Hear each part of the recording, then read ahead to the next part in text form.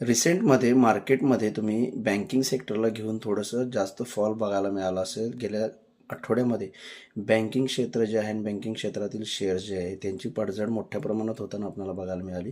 त्याचं रिझन होतं global fund हाऊसेसकडून काही बँकांच्या ई पी एसच्या ग्रोथमध्ये कट करण्यात आलेले आहे. E P S growth cut करण्यात आले आहे. त्यामुळे त्यांच्या स्टॉक्सवर परिणाम झाला. स्टॉक प्राइजेस खाली आलेले आहेत.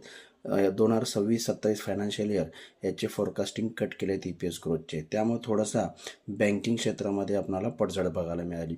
याचं कारण आहे की बँकिंग क्षेत्रामध्ये थोडा कॅश क्रंचचा प्रॉब्लेम आहे. कारण तुम्ही सगळे बघतायत इक्विटी मार्केटमध्ये म्युच्युअल फंड आणि अदर म्युच्युअल फंड स्कीम्समध्ये भरपूर SIP फ्लो येतो आहे. महिन्याला जवळपास 20 ते 25,000 करोडचा.